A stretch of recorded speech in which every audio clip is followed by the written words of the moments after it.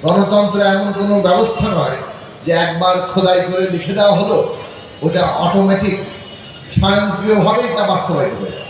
আমরা এখন বলছি নতুন রাজনৈতিক বন্দোবস্ত করতে হবে, কেননা বিদ্যমান বন্দোবস্তটা ফ্যাসিস্ট বন্দোবস্ত, কর্তৃত্ববাদী বন্দোবস্ত। হয়তো ভবিষ্যতে প্রত্যেকটি শাসকই ক্ষমতা চিরস্থায়ী করতে চাইলে এই জুলাই আগস্টের কথা তাদের মনে পড়বে। জুলাই আগস্টে অভ্যুত্থান হয়েছে, শেখ হাসিনার পতন ঘটেছে, কিন্তু এইটা মনে রাখা আমাদের সবার দরকার। শেখ হাসিনা কিংবা এর আগেও যত দুঃশাসন হয়েছে, তারা যে ব্যবস্থার উপরে দাঁড়িয়ে এই দুঃশাসনটা কায়েম করেছেন, সেই ব্যবস্থা কিন্তু এখনো বহাল তবিয়তেই আছে। সেই ব্যবস্থা বদল করা একটা বড় কাজ।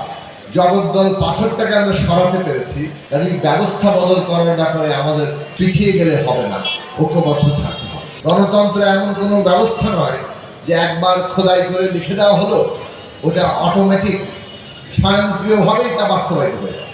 গণতন্ত্র মানে হচ্ছে জনগণের হাতে ক্ষমতা, জনগণ ক্ষমতার কেন্দ্র।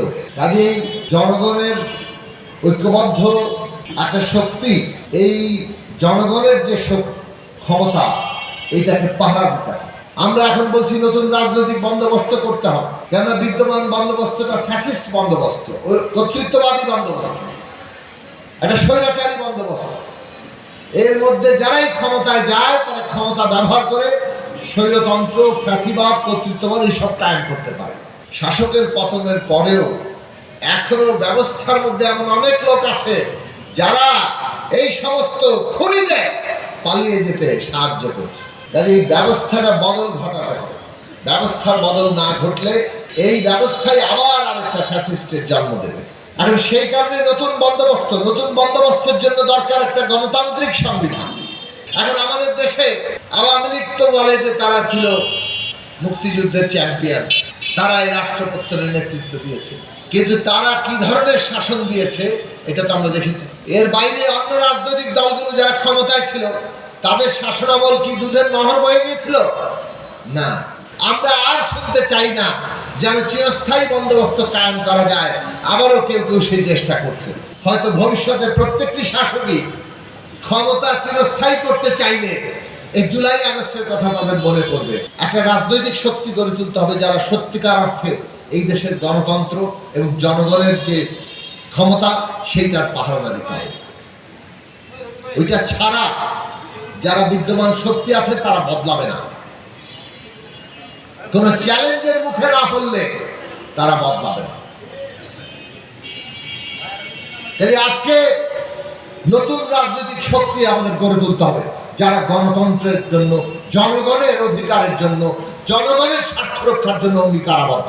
দাবি আদায় না পায় তাহলে এই সরকারকেও তারা আগের মতোই ভাববে। কাজেই সরকারকে সতর্ক হতে হবে। এই সরকার অভ্যুত্থানের উপর দাঁড়িয়ে থাকা সরকার, রক্তের উপর দাঁড়িয়ে থাকা সরকার। যে জনগণ এই অভ্যুত্থান তৈরি করেছে, সে জনগণের দাবি পূরণ করার সরকার।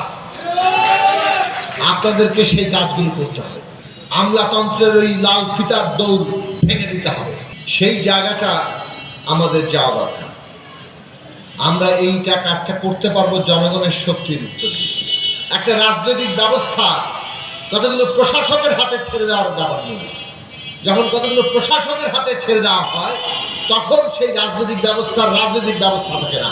ঔপনিবেশিক শাসকরা আমাদেরকে যেভাবে শোষণ করেছে, শাসন করেছে, দমন করেছে, আমাদের দেশের লোকরা আমাদেরকে সেরকমই ভাবে। আমরা যে নাগরিক, এই রাষ্ট্র যে নাগরিকের কথায় চলবে, এই সত্যকে তারা অস্বীকার করতে চায়।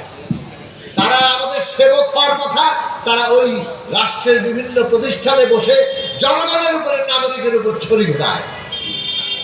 এইটা ওই ঔপনিবেশিক শাসনের ধারাবাহিকতা। আজকে সংবিধান বদলানোর প্রশ্ন আসছে, এবং এইখানে কি বদল আনলে সত্যিকার অর্থে জবাবদিহিতা তৈরি হবে, এই প্রশ্ন আমাদের তুলতে হবে। আমরা বহুদিন ধরে বলেছি যে সরকার, বিচার বিভাগ এবং সংসদ, সরকারের রাষ্ট্রের তিনটা প্রধান প্রতিষ্ঠান বলা হয়।